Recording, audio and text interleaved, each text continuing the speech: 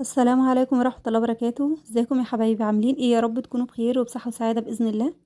النهاردة هنعمل مع بعض وصفة جميلة وجديدة وحلوة وبسيطة وسهلة وسريعة، كل حاجة حلوة فيها زي ما انتوا شايفينها كده، جميلة قوي قوي.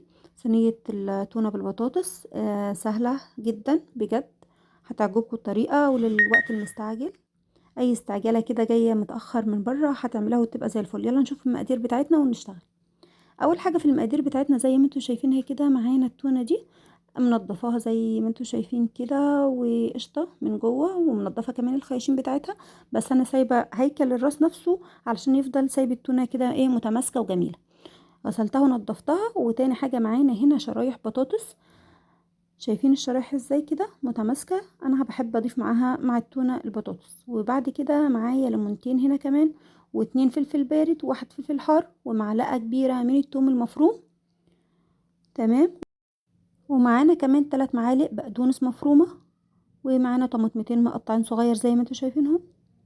وكمان معانا هنا بصلايه كبيره مقطعه شرايح صغيره زي ما انتوا شايفين كده، شرايح صغيره خالص رفيعه، علشان تستوي كويس مع التونه وما تبقاش نية.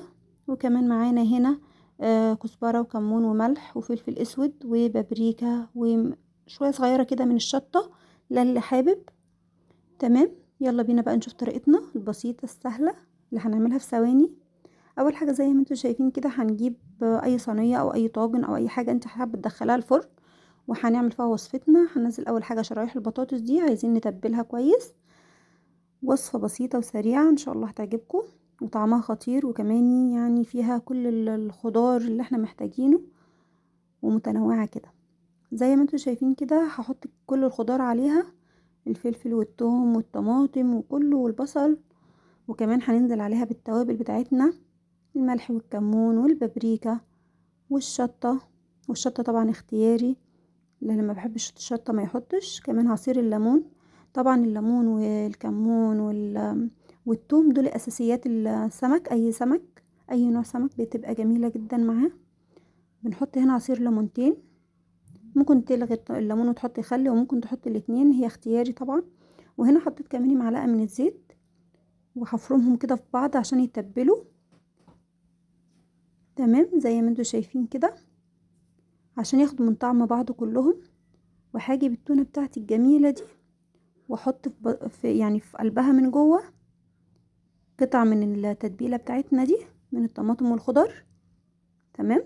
ونرصها كده على وش الصينية بتاعتنا او الطاجن بتاعنا كده.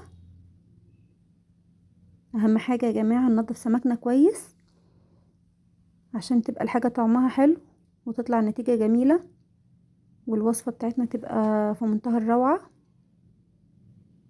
أكلة لذيذة جدا وسهلة وما خدتش معايا وقت خالص. يعني كنت جاية متأخرة جدا، وكان يدوب ألحق أعمل أي حاجة عشان ولادي.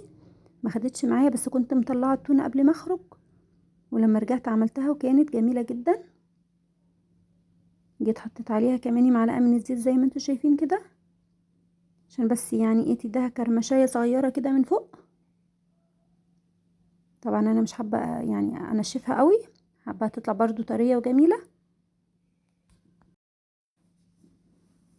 التونة دي سعرها اقتصادي جدا، يعني انا جايباها من فترة كانت في حدود 25 جنيه. انا من زمان ما جبتهاش الصراحة، هي كانت متواجدة عندي في الفريزر فقلت اعملها، يعني عشان اعمل اي حاجة تنجز الموقف. وزي ما انتوا شايفين كده هدخلها الفرن. ممكن تضيفي لها كوباية من المية لو انت بتحبي صوص حوالين التونة او السمك بتاعك.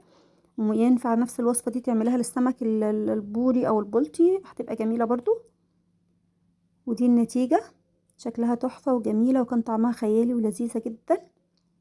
قدمت معاها رز ابيض، ممكن تقدمي رز صيادية او رز احمر، وسلطة بلدي. لو عجبتكم الوصفة بقى متنسونيش باللايك والشير، وتشتركوا في القناة وتنوروني وتفعلوا الجرس. دمتم في امان الله وحفظه، والسلام عليكم ورحمة الله وبركاته. باي.